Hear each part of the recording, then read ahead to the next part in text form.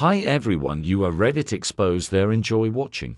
I met my ex on a Curb Alert thread. Of all places, someone in Hyde Park was giving away a metal shelving unit. First come, first served, bring a friend if you don't want to fight gravity alone. I showed up with a bungee cord, she showed up with a ratchet strap and the confidence of someone who has definitely moved a couch down narrow stairs. We lifted the shelf into my hatchback, knocked our shins once, and she said, "Maya, if it falls out on Mopac, text me and I'll pretend I don't know you." I said I was Alex and offered her a Topo Chico from my emergency cooler.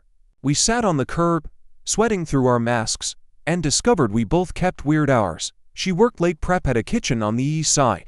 I did UX writing for a logistics startup in the domain with a team in 3 time zones. We started trading short windows 30 minutes at Thunderbird for cold brew, a lap around Mulla Lake, half a movie at Alamo before she had to go line up tickets for service. Austin has a way of pretending the weather is a personality trait. We leaned into it. Saturday mornings at the farmer's market for peaches and breakfast tacos. Barton Springs, when the forecast said feels like 105. Because 68 degrees is the only truth left. Walks on the hike and bike trail at dusk when the bats made the sky look like static. 9 months in, we moved into a 1-bedroom off North Loop. Creaking floors, a window unit that sounded like an old pickup, a fridge that liked to freeze the lettuce unless you respected its moods. We hung a strip of pegboard for pans, labeled the breaker switches with painter's tape, and argued about the thermostat like normal people. Her internal setting was sauna. Mine was just short of sweater. She kept chef knives like temples, I kept sticky notes like prayers.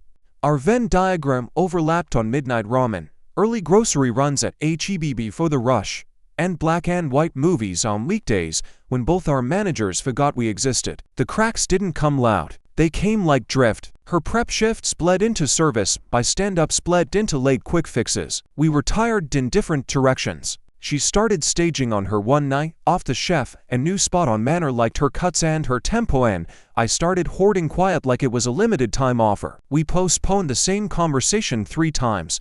Vacation, savings, whether we were in the weekend on the weekend, or just roommates who kissed in the kitchen when the timer went off. Then February hit with that freeze. The city map turned into a bingo card of outages. We took our food out to the balcony to keep it cold, dragged a mattress into the living room near the single functioning outlet, and checked on our upstairs neighbor, Ms. Ramirez, who kept insisting she didn't need help while wrapped into sweaters and a scarf. I wrote drip faucets on our whiteboard, propped open the sink cabinet doors, and learned the exact sound of pipes considering revolt. Maya heated tortillas on a cast iron over a camping stove and said, "Between flips, if the apocalypse is just tortillas and layers, I can do it." When the thaw came, everything felt more fragile. Maya got an offer to help open a new kitchen in Denver. 6 months of intense build-out, a real path to Sue's. "I want to say no," she said, "but I think it'd be saying no to the version of me I like." My company could've let me go remote, but something in my chest knew I was making decisions to avoid an empty apartment, not to build a life. We gave it 3 weeks of lists.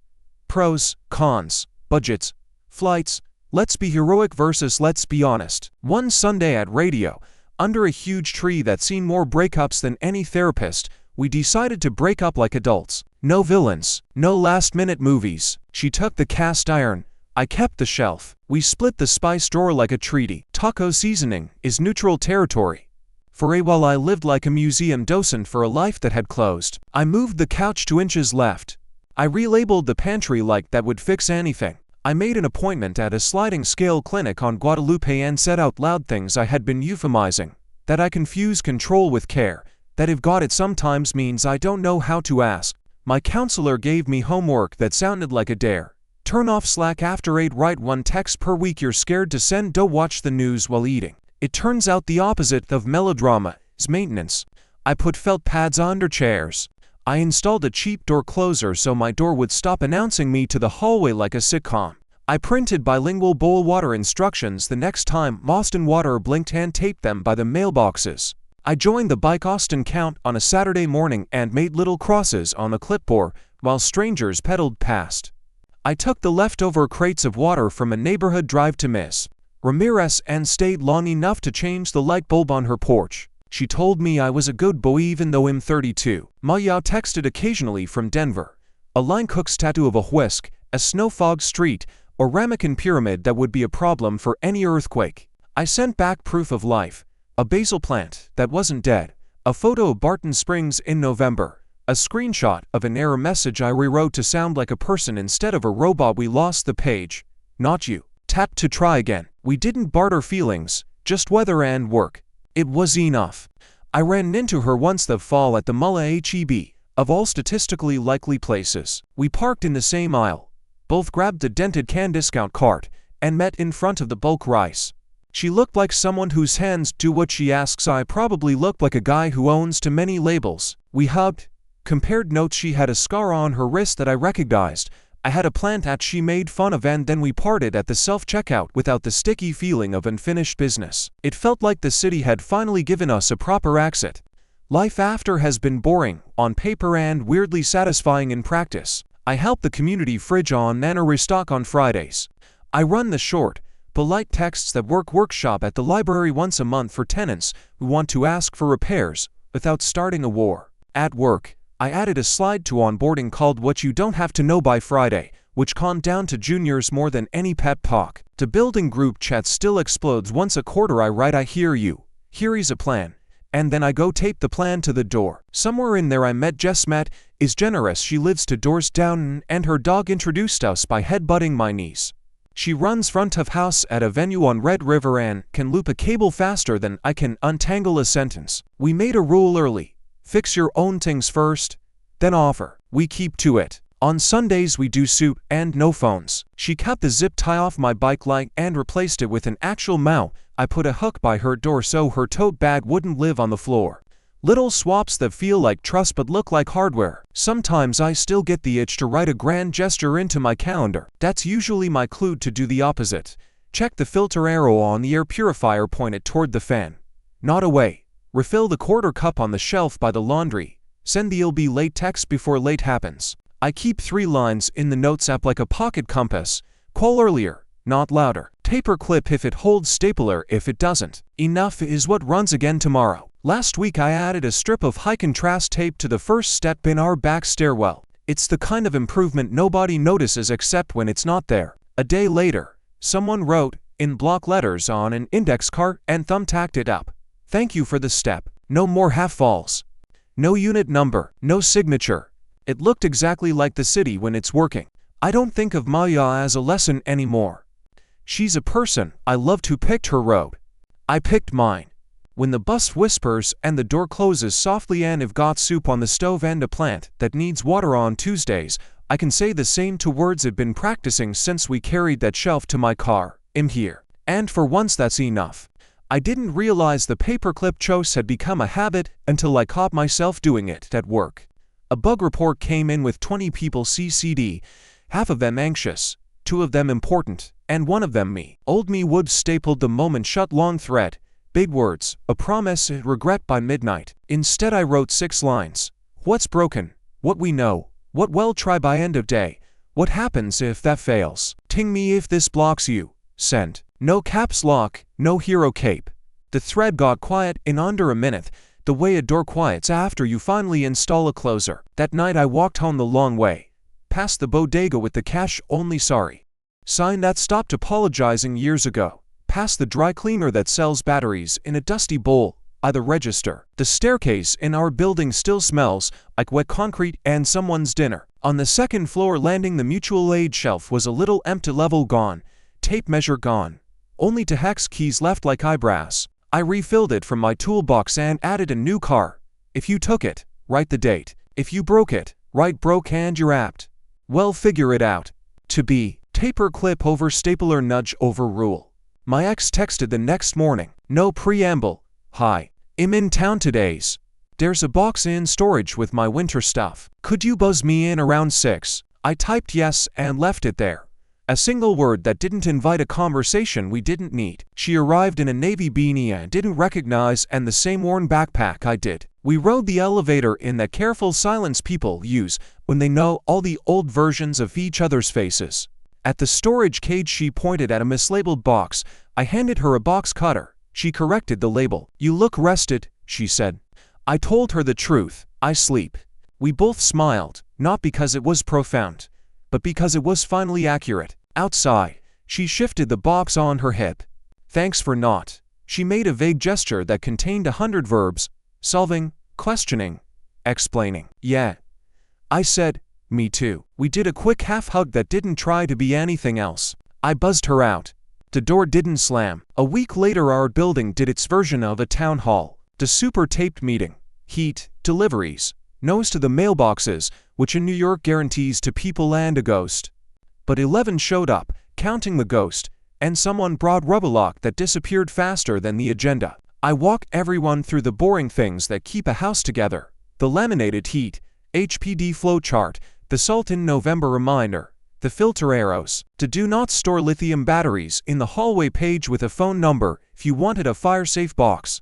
No speeches, just verbs. Upstairs afterward, Mrs. Patel from 3C knocked with a screwdriver shed borrowed from the shelf. We tighten in the cabinet, she said, handing it back with both hands like a library book. Then, in a lower voice, as if confessing, it feels better when the door is quiet. I told her that's the whole game. Work stayed steady. I shipped a small thing I was proud of swapped to cold error for 100 for we couldn't read that. Try again, and removed to fields people were lying to anyway. Support wrote a thank you that had 0 exclamation points. I printed it and stuck it behind my monitor, a private little brass plaque. Sundays became a ritual. I'd simmer a big pot of something soup, chili, anything that forgave distraction, flip my phone face down, and leave a sticky note on the counter for whoever stopped by. Ladle in drawer, bowls left, spoons right.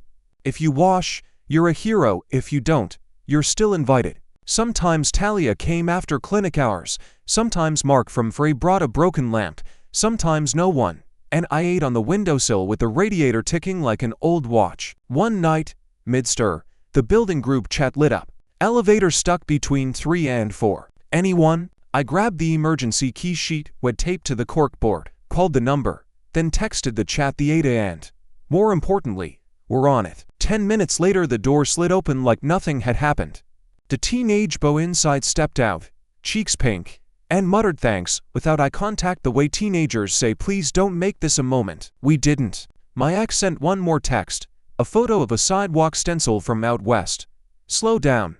We live here, the kind of earnest typography I respect more now. I replied with a picture of our lobby shelf neat rows, a borrowed hammer hanging on a hook, a Sharpie tied to string caption saying Menergy. She hearted it. That felt like the correct size of memory. Not a ghost, just a link. Spring shook loose some bigger things. Neighborhood Greenways asked for language for a sign near the school we see you. Cross slowly. They installed it on a Tuesday. I biked by that afternoon and saw a kid drag a scooter across the new zebra lines like he was painting them with his tires. He didn't look up at the sign. He didn't have to. That was the point. On a different Tuesday, I felly told my manager no. Not a tantrum, just a sentence with a period. If we start this now, the life thing will slip. I'd rather finish what we promised. He stared, then nodded, then said something I wish I'd said a year ago. Thanks for saying it out loud. I put it in the plaque pile behind my monitor. The only real scare came in a heat wave. Mint, yes. The cat has a plant name, yes. It is confusing. Stopped eating. The kind of quiet that makes you hear a future you don't want. The vet said, water, dark, patience. I sat on the floor near the bathroom where Wet rigged a swamp cooler out of a box fan and wet towel. Mint blinked like a tired lantern and put one paw on my knee. I texted Talia, who was working late. Mint is eating again. She sent back a single good. Sometimes that's the exact right size of care. By summer, the shelf by the elevator had a nickname, the table, and a personality. Someone added felt pads. Someone else, a label maker, which is how we discovered 3 spellings of Phillips, all wrong. We taped a new card. Tool library hours. Whenever the light is on, please put things back before you sleep.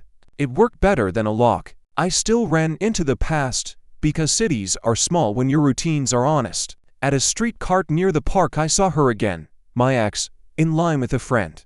We did the fast New York nod. Hello. Okay. Good. No ache, no montage, just to people who used to live in the same paragraph. I grabbed my coffee, she grabbed her tea, and the light changed in both directions like it always does. The arc, if there is one, bent toward boring competence, which is to say peace. I learned the names of two supers on the block. I learned which bodega sells decent duct tape and which sells sadness. I learned that a 2-7 OK bulb fixes more fights than an apology, midnight. I learned that love can be true and still be over, and the truest part can be which you choose afterward. The paperclip that leaves room, the not now that protects the future, the fixed hinge that spares everyone the jump. On a Tuesday that felt like a Friday, the building had its quietest victory. The woman from Ferdy the caps lock one taped up a small handwritten note on the cork bore in a schoolteacher's script. Thank you for the light that turns on when I am scared. No emojis. No name. It was the best review we'd ever get. I took a photo, didn't post it anywhere, and went upstairs. The door closer did its soft little exhale behind me. I stirred the soup, scribbled a new sticky mint gets fed first and clicked the lamp to warm. Then, out of habit, I said the line that kept showing up at the end of every day that worked. I'm here. Not heroic. Not a thesis. Just inventory taken. Door latch, light go. Tomorrow, I'll change a filter, rewrite a label, send a 6-line status instead of a saga. Short steps, counted. That's the whole story, continued. 2 weeks later the city sent an inspector for what the email called an education visit-FDNY. Lithium batteries. Hallways. He was young and overly prepared, the kind of guy who prints the PDF and still carries the iPad. We walked him through the building like it was a museum of small decisions. The no charging in corridors sheet, the bilingual flyer about fire-safe storage, the little note I taped to the mutual aid table with a QR code to a certified battery box that wasn't obnoxiously expensive. He looked pleased in a way bureaucrats rarely let themselves look. You're ahead of most, he said. Keep the hallways clear and keep doing whatever this is. He gestured at our labeled bins. Infrastructure with manners, I said, and he actually wrote it down. At work, I borrowed the phrase for a sly. It'd been asked to run an onboarding hour on writing like a human, which sounded like punishment until I decided it could be 6 bullet points and 1 story. I showed the new folks our before, after error messages, then told them about the elevator incident and the 6-line status update that calmed 30 people. Taper clip over stapler. I said, leave room for tomorrow. When we wrapped, a kid in a hoodie lingered. So how do you know when to staple? I thought about it. When a delay hurt someone who didn't choose it, I said, kids at a crosswalk, a person in a stuck elevator, a bill due today. Everything else can breathe. The building kept breathing. Our caps lock neighbor from Ferdy Lydia, I finally learned, became the fiercest protector of the cork board. She drew tiny boxes in the corner labeled remove by and filled them with dates like she was grading papers. A few days later she slid a card beneath my door, folded like a report. The table is tidy. I approve. L. It felt like passing a test I hadn't studied for. Talia and I kept our rhythm. Her clinic added a late Wednesday shift, so we made a pact. Wednesday night text is logistics only, not feelings. It sounds cold. It isn't. Feelings are better on Thursdays when you've slept. She started leaving a spare set of scrubs at my place and a toothbrush that somehow looked more serious than mine. One evening I handed her a duplicate key on an absurdly large paperclip. Not a ring, I said. A reminder. She clipped it to her toe and kissed my cheek like we were already sharing habits. Mint discovered a new talent, teleporting to eye level when I opened the fridge. The vet swore she was fine, just opinionated. I respected it. We all deserve a room where our preferences are not a debate. The only wobble came with deliveries. A courier started leaving boxes on the stoop again, the kind of stack that invites utter and theft. Instead of rage, we tried signage. Ava from 1C bookstore, good taste. Better tape, and I mocked up a literal map on the door. A rectangle labeled lobby with a fat arrow and the words please put packages here in a font so friendly. Almost hugged you. It worked on everyone but one weekend guy who treated arrows like suggestions. Mark caught him and pointed at the sign without words. The courier stared at the arrow, the lobby, the arrow again, then shrug and comply. We did UX on a human. Mark texted. 5 stars. My ex pinged once more. I'm moving. She wrote. Different coast, different job. Wanted you to know so you don't hear it secondhand. I sent appreciate it. Good luck out there. It felt clean, like wiping the counter after chopping onions. No residue. No performance. She liked the message and that was that. I didn't realize how light that kind of end could be. Spring turned performative. The park near the school got our sign we see you. Cross slowly. And someone, not us, chalked little footsteps leading to the zebra. The first morning, I watched a dad with a stroller actually slow, like the words had leaned on his shoulder. The guard lifted two fingers off his coffee in a salute only people who wake early understand. I biked to work with that tiny scene like a smooth stone in my pocket. Then came the blackout. Not dramatic, just a brownout that turned whole block sepia. The elevator stopped, the intercom died, and the rain picked that hour, of course, to begin. Our hallway did what we'd practiced. The motion light we'd installed clicked on, the mutual aid tables sprouted headlamps and a power bank, and Lydia taped charging. 15-minute max in block letters, like a librarian with a whistle. Someone propped the front door with a sandbag so it wouldn't fight the closer in the wind. I boiled water on the gas stove, poured it into a thermos, and left it in the lobby with a stack of paper cups and a note. Hot, plain. No questions. People appeared, warmed their hands, told no stories. When the power returned, it did it gently. Lights rose like a curtain. No one cheered. We nodded like you do when an airplane lands. Thanks, of course, but also this is your job. The next afternoon, Mrs. Patel slipped me a tin of sweets. For the thermos, she said, and for the sign that knows I am scared. I didn't correct her tense. It was all true. Work caught weird in a predictable way, a reorg with an all hands no one asked for. Titles shuffled, org charts redder themselves like a family tree at a reunion. I kept my job, lost a project I liked, and inherited a mess I didn't. On instinct I started stapling big doc, big plan, big calendar. Then I stopped. I wrote a one-pager titled What Still Works and listed the unbroken pieces. It wasn't heroic, but it gave the team something to put their hands on. My manager slacked. This is the only thing that made my pulse drop today. Plaque pile. By June, our fix-it evenings had a cadence. People brought squeaks and left with silence. Mr. Kim from across the alley started appearing with his knife stone and a cyanide free. Stories optional and collected tales, like tips. A teenager asked if he could sharpen the letter opener from the mailboxes, and we let him like we were deputizing him into adulthood. He did fine. On a Sunday that pretended to be summer, Talia and I took the ferry to Staten Island because we are constitutionally opposed to doing the obvious. We walked the boardwalk, ate something that called itself seafood and mostly wasn't, and found a thrift store that sold every vintage casserole dish your grandmother ever owned. She picked one up, held it to the light, and said, "I want dinners that fit inside this dish." I heard the capital letters in my chest. "We can do that," I said, and we bought the dish, then a tote for the dish, then laughed at carrying a future like a bowling ball. Back home, we slid the casserole onto a new shelf we'd finally mounted straight and made the only thing that felt appropriate baked ziti for when there were two of us and a cat who disapproved of tomatoes. We left half with a post-it on the mutual aid table.